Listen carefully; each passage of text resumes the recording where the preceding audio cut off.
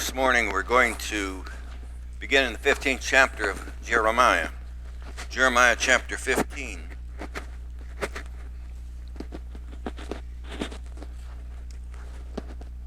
Ed, would you word a prayer for us, please?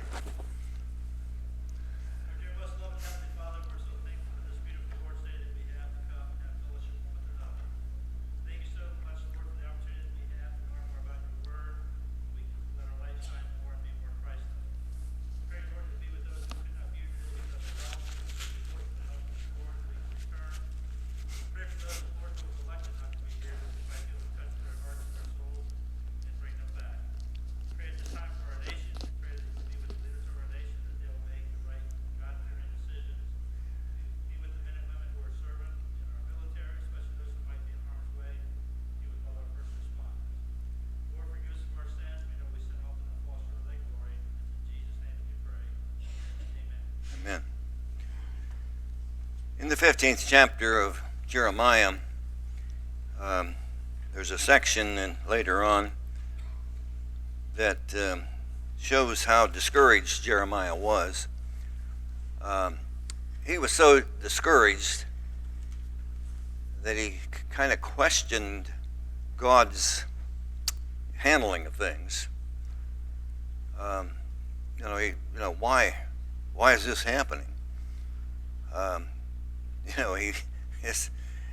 God selected him to teach these people. They weren't responding, and they were always on his back. And he's kind of just, as he's processing all this in his mind, I suppose, he's saying, well, God, something's wrong here. This isn't the way it's supposed to be. So we'll notice that, and you can imagine how lonely he was in his ministry. And he seemed to be at a very low ebb, and we'll get into that. Beginning in 15th chapter, verse 1, and then said the Lord unto me. Now, the background to this is that God said, essentially, I'm giving up on these people. Now here Jeremiah is preaching to him. He's out there, really trying to get them to repent and trying to get them on the straight and narrow. And God says, not going to happen. Now you can see why Isaiah or Jeremiah might have been thinking that. He's commissioned to work with these people, and then God says, I'm finished with this bunch. First verse there, he says, and then the Lord said to me, though, even if Moses and Samuel stood before me, yet my mind could not be toward this people. Cast them out of my sight and let them go forth. Well, I wonder why he invokes Moses here. Why would he invoke Moses? Pardon me? Yeah. Moses pled with him. You'll recall that scene on the mountain, Mount Sinai. Moses was up receiving the tablets of the law, the stone tablets. Children of Israel down on the plain, what were they doing? Partying. They were involved in the golden calf business, and they were having a big time over this whole thing. And God said to Moses, I'm going to wipe them out. They're done. I'm done with them. I'll make a nation of you, from you. Moses pled with God, and God, I guess, relented. What about Samuel? Why would he invoke Samuel? The Philistines were about to massacre the Jewish army. They're about to just take them over. And Samuel called a meeting, so to speak. He called the people together. And he sacrificed. And he prayed for them. And God sent thunder, wiped out the Philistine army. So those were good examples. And I suppose the Jewish, at least the people that had any affinity to the law of Moses, would have been, schooled in that, would have known about Moses and would have known about Samuel, known about those particular scenarios. And God says, now here's, and I don't want to dig too deeply into this, but here's Jeremiah commissioned to work with these people. And then God says to Jeremiah, don't even pray for them. I'm finished with them. Now what's your commission now? Tim, what's your commission? What's the preacher's commission here?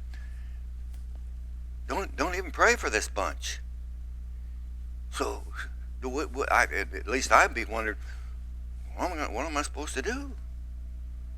I'm supposed to preach them to them. I'm supposed to help them. But now, don't even pray for them. I guess that's a conundrum. You're on the horns of a dilemma. And it shall come to pass in verse 2, if they say unto thee, whither shall we go forth? Then shalt thou tell them. All right. Now, Jeremiah does have a commission. And here's the commission. It says, and it shall come to pass, if they say unto thee, whither shall we go forth? Then thou shalt tell them, such saith the Lord, such art thou for death. Now, here's what you tell them. When they say, well, what do we do now? He said, you tell them, it's death all around. Such is for death, to death. Such as for the sword. Notice the division here. Some killed in the battle. The sword, to the sword. And such are for the famine, to the famine. Going to be, if the Babylonian swords don't get you, then it's going to be a famine, disease, starvation, all of those things that are associated with a famine, such as are for the captivity, to the captivity. You're going to be captured. So, sword, famine, captivity. Those aren't very good alternatives. One's about as bad as the other. And so he says, and you're going to be into captivity. Now, I don't know how this, I don't know what to think of this, but when he says you go into captivity, the Jews were scattered all over, all over. First in that northern Israel's captivity, they were scattered all over the place, and now the Judah is going to be scattered all over the place. And I don't know how this fits in to God's plan, but there are Jewish communities in 111 countries. 111 countries, there are Jewish communities. Now that's kind of being scattered, isn't it? All over the world. We think of the Jews being in Israel. Well, there are more Jewish people in the United States than there are in Israel, I believe. We think of Israel as being the center of Judaism. of the Jewish nationality, race. 111 countries.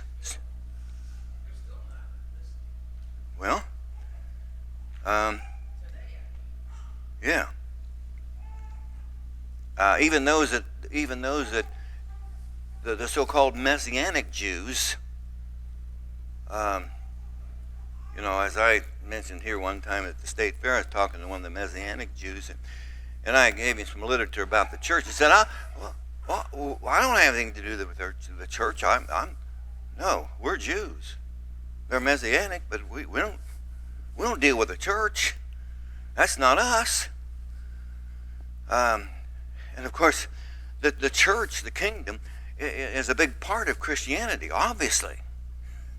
It's central to Christianity. And it shall come to pass, and so on. And I will appoint over them 4 kinds, that is, 4 possibilities. Here now is kind of repetition here. 4 possibilities here, saith the Lord. The sword to slay, the dogs to tear, that is, animals to tear, obviously to gobble up the flesh when there aren't going to be very many funerals. People are just be exposed to the elements and to the beasts. The fowls of the air, we know about that, and the beasts of the earth, to destroy, to devour and destroy. And I will cause them to be removed into all kingdoms of the earth, which they still are. Because of Manasseh. Manasseh was really a bad character. The bloods of the streets of Jerusalem were filled with blood under Manasseh. Let's go over to 2 Kings, the 21st chapter there for a moment. 2 Kings 21. 2 Kings 21. Manasseh was 12 years old when he began to reign, it says. He reigned 55 years in Jerusalem. So he reigned more than a half century. His mother's name was Hesabeth. And he did that which was evil in the sight of the Lord after the abominations of the heathen, whom the Lord cast out before the children of Israel. For he built up again the high places.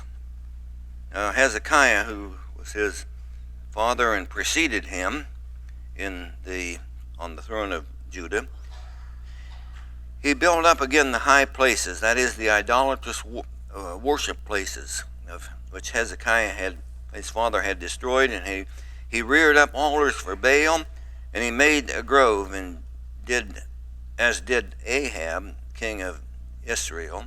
And Ahab was one of the worst kings of northern Israel, and so they were companions in evil. And he worshipped the hosts of the heavens and served them. And he built altars in the house of the Lord, of the which the Lord said, in Jerusalem will I put my name. And he built altars for all the host of heaven in the 2 courts of the house of the Lord. He brought idolatrous worship into the temple, and he made his son pass through the fire. That is, he sacrificed his son on that Molech's altar, burned to death on the altar of Molech, and observed times and used enchantments and dealt with familiar spirits and wizards, and he wrought much wickedness in the sight of the Lord to provoke him to anger. And he set up graven images in the grove that he had made in the house of which the Lord said to David and to Solomon his son, in this house and in the Jerusalem, which I have chosen out of all the tribes of Israel, will I put my name forever. Then, as we read on in that particular chapter, skipping down to the the 10th verse. And the Lord spake by his servants, the prophets, saying, because Manasseh king of Judah hath done these abominations, and hath done wickedly above that of the Amorites did, which were before him, and hath made Judah also to sin with his idols. He was worse than the heathens, the people that God used Israel to. Supposedly they were supposed to run them out. Therefore thus saith the Lord God of Israel, behold, I am bringing such evil upon Jerusalem and Judah, that whosoever heareth it, both his ears shall tingle. And so on. And here going down to the 16th verse, moreover Manasseh shed innocent blood very much till he had filled Jerusalem with one end to another of blood. Behold his sin wherein he made Judah to sin, in doing that which was evil in the sight of the Lord. So the issue here is that for his criminal, his dastardly, his sinful conduct. Let's read that again, verse 4. And I will cause them to be removed from all the kingdoms of the earth because of Manasseh, the son of Hezekiah, the king of Judah, for that which he did in Jerusalem. For, in verse 5, for who shall have pity upon thee, O Jerusalem?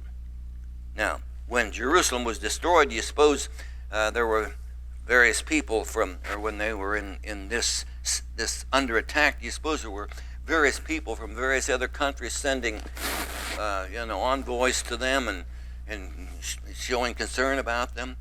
You suppose there were other nations of the earth trying to help them? Well, obviously, no.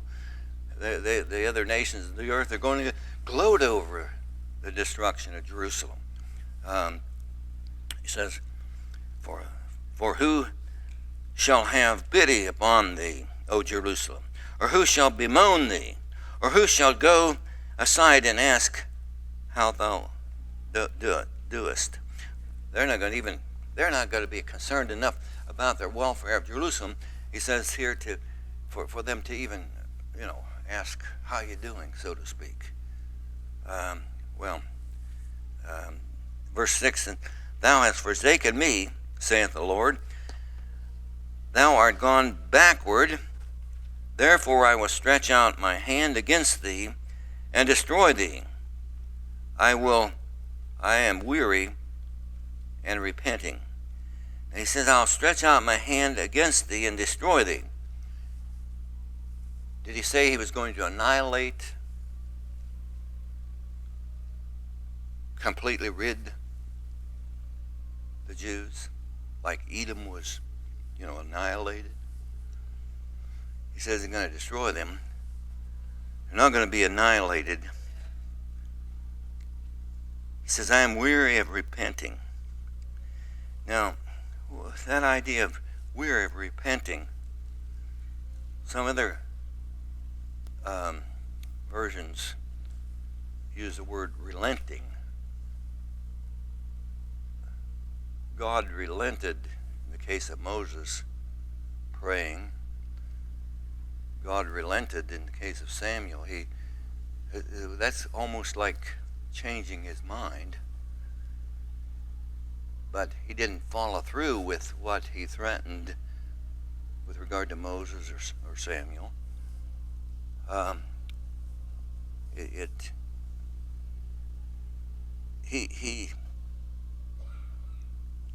God just kept over the centuries. God just kept giving the Jews one more chance, right? One more chance. You've heard that kind of dealing. We'll give you another chance. We're going to give you a second chance, a third chance.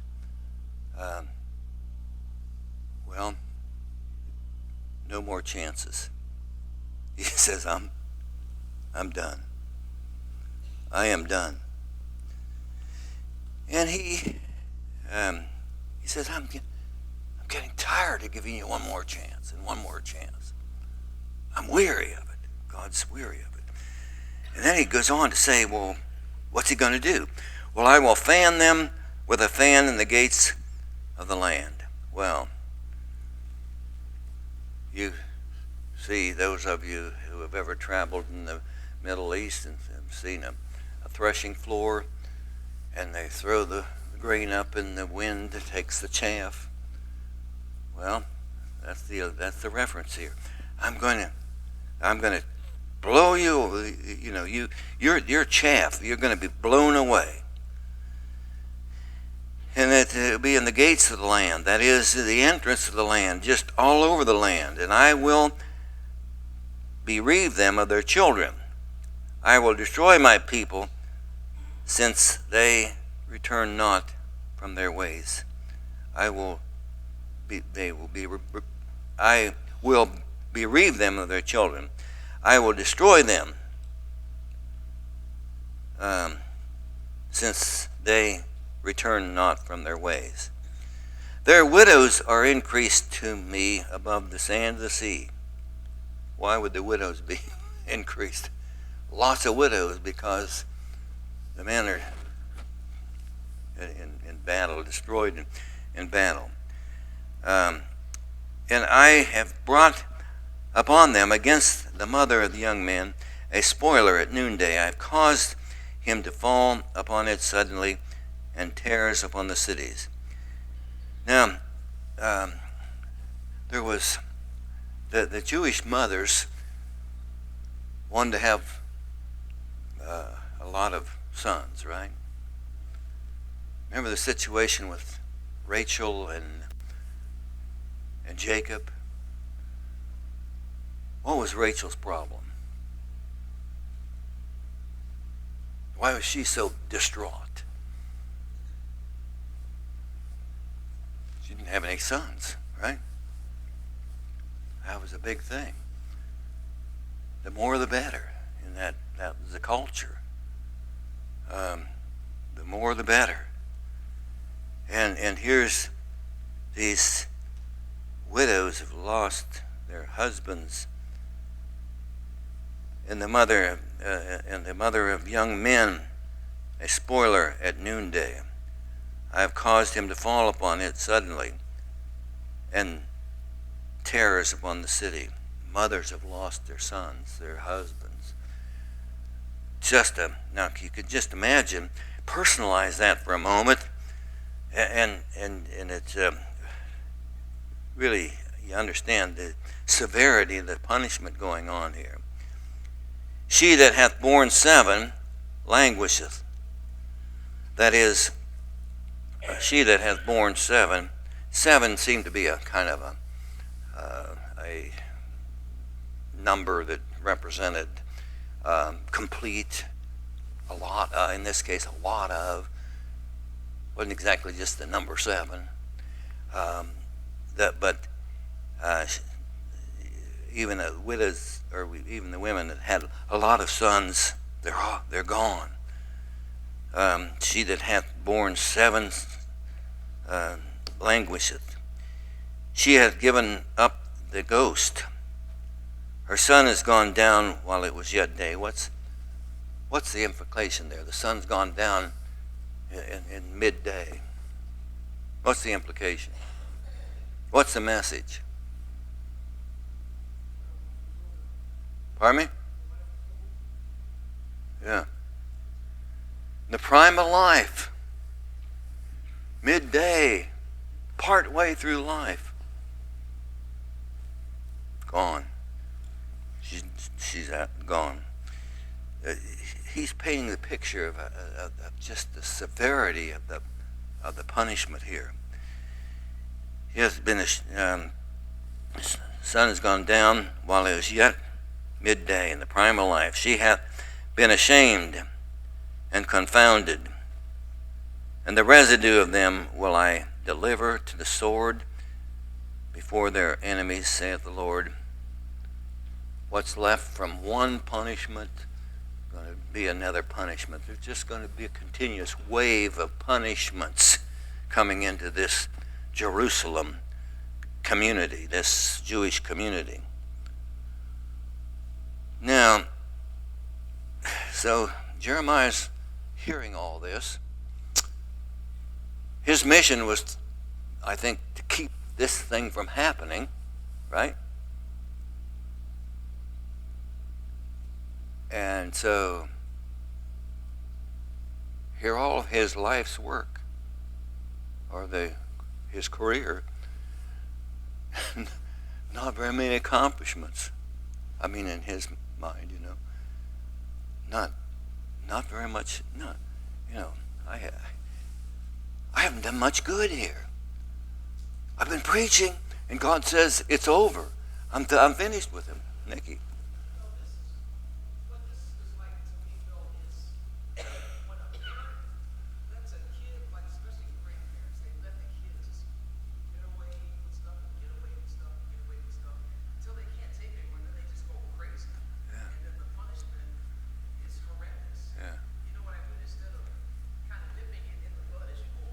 Yeah. And the Jews weren't, it was hard to nip it in the bud with those people, because they were continually bent on evil. Well, he says, "Woe unto me, my mother, that thou hast borne me." What's he saying there? Woe unto me, my mother, that hast borne me a man, just has borne me a man of strife. I think he's saying, why was I ever born?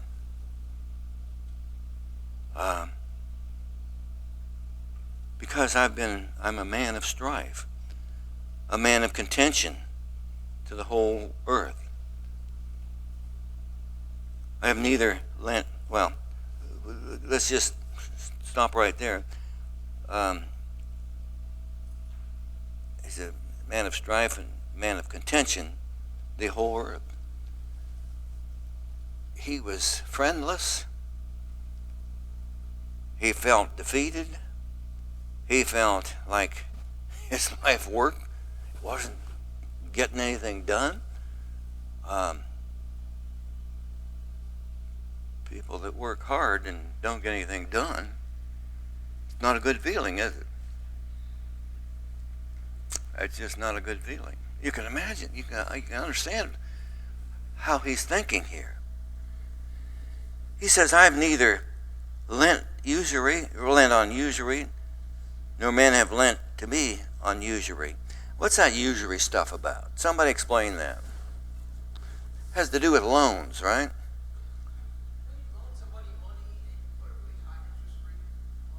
Yeah, kind of payday lender syndrome.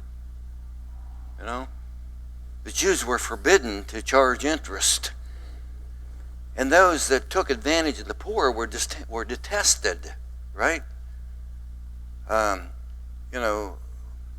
Who pays the high interest rate? In our experience, who pays the high interest rate? Those that have the least capacity to pay.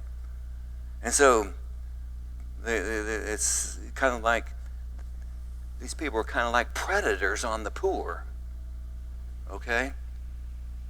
1,000% interest, so to speak, that kind of thing. Well, they were hated.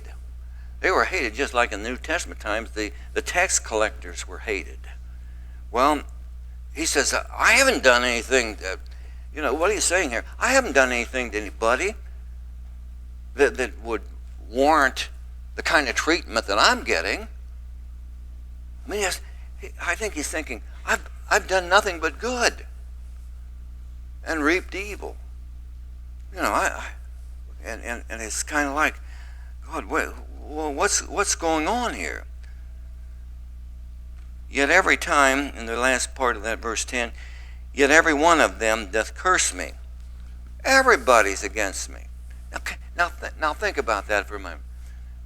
Everybody's against me. Everybody. That's not a very good situation. Socially, I'm isolated, right? I walk down the street and what are people saying? Not good. Not good. You know, when you try to talk to guilty people, they don't want to talk to you. Yeah.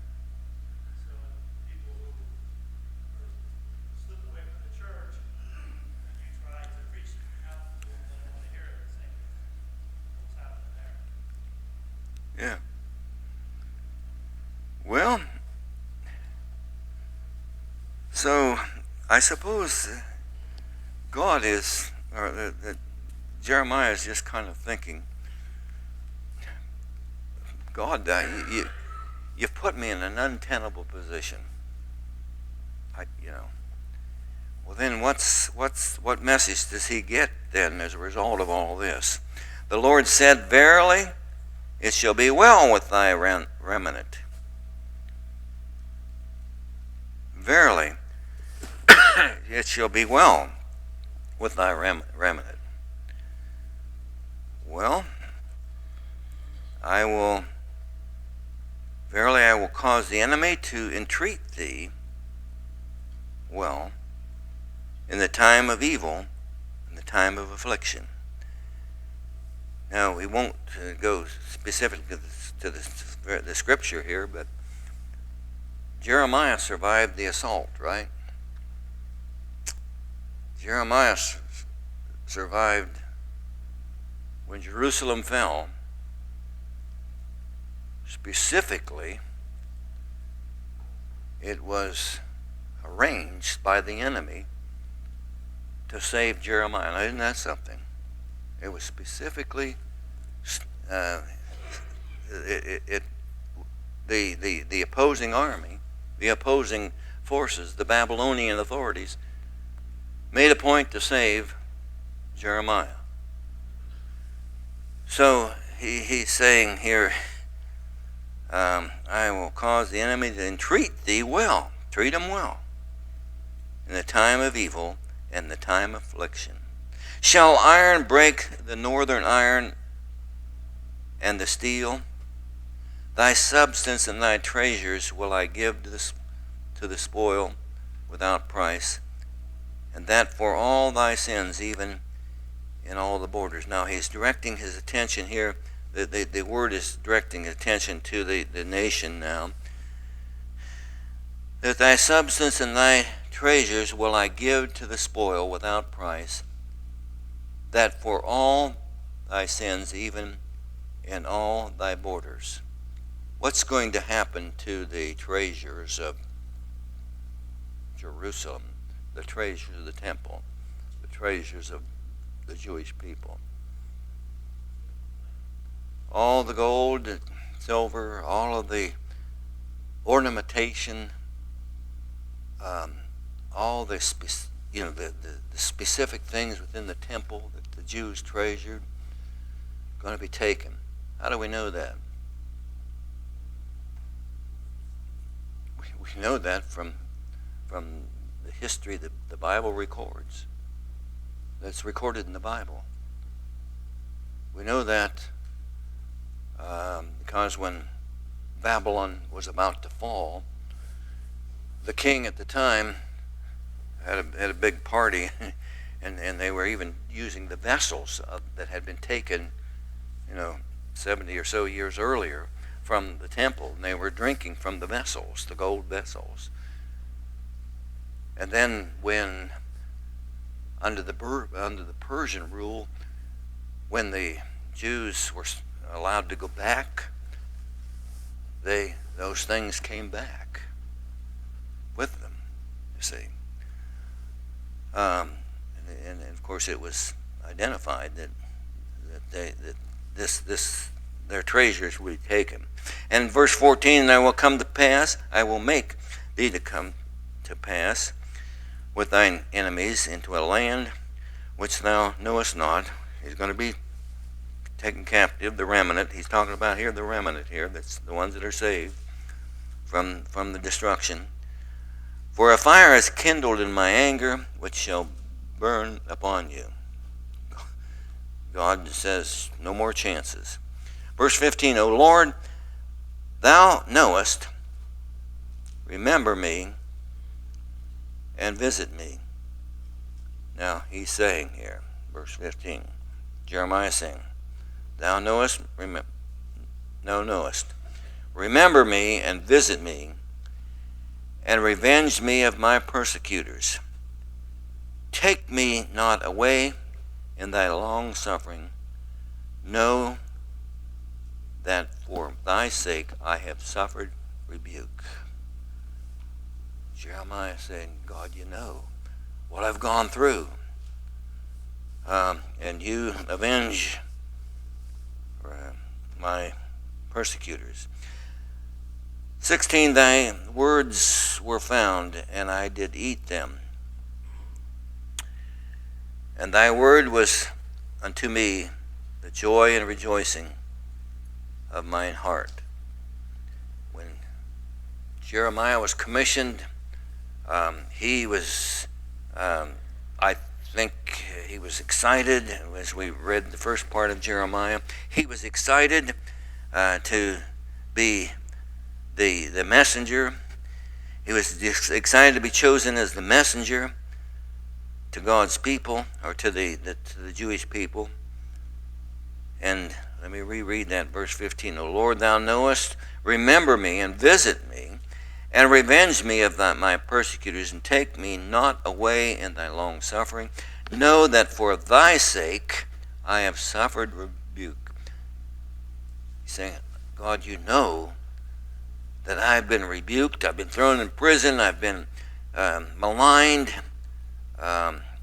I've been made fun of, as he says in verse 17. I am called by thy name, for I am called by thy name, O Lord God of hosts. I sat not with the assembly of the mockers, nor rejoiced. He said, I'm a social outcast. I've been a social outcast. I sat alone because of thy hand. Because of what I'm doing for you, God, I've sat alone. For thou hast filled me with indignation. Why is my pain perpetual, and my wound incurable, which refuseth to be healed? Now, he's saying, well, God, why am I in severe mental anxiety, pain, just, my life is miserable. I suppose Jeremiah had a hard time sleeping. Now, he was just in perpetual, incurable says, perpetual pain and anxiety. Wilt thou be altogether unto me as a liar, and as water that fails? He's saying, I think what he's saying here is, God, have you deceived me? I mean, why haven't things gone better for me? I'm doing your will. And no doubt this weeping prophet, the Jeremiah, no doubt he was continually praying that things would be better, and things didn't get better. So now, put yourself in his place. You're praying for relief and you don't get any. What's the next question you're going to ask yourself, Ned? What's the next question? Praying for relief and you don't get any relief. Yeah, why keep praying? God, what do you want me to do? What am I supposed to do?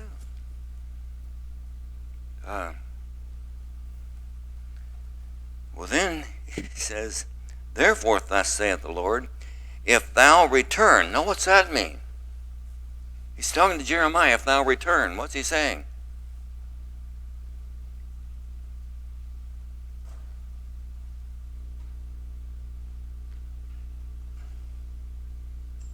This silence is deafening.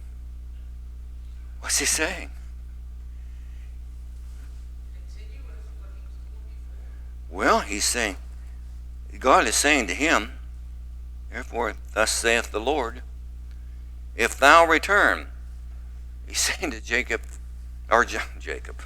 Jeremiah, he's saying, you need to get back on track.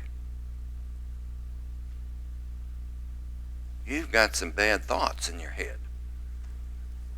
If thou return, then will I bring thee again, and thou shalt stand before me.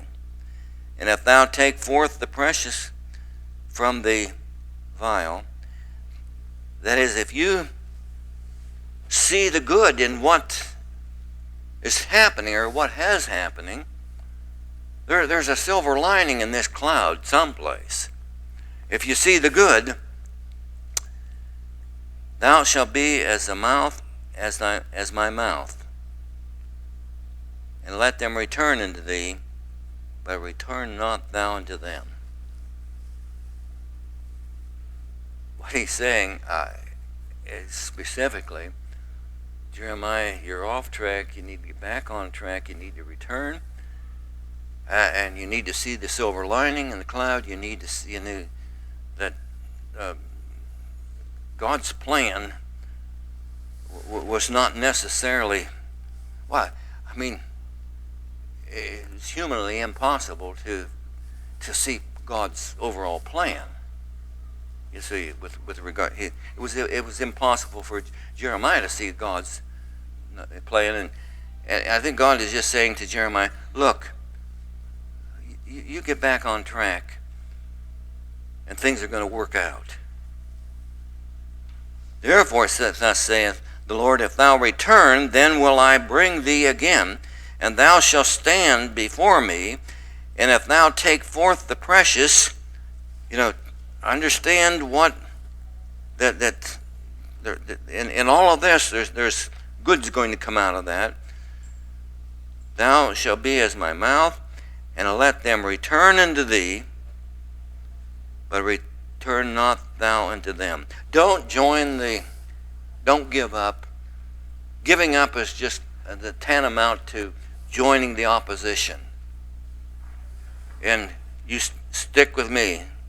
And I will make thee unto this people a fenced brazen wall.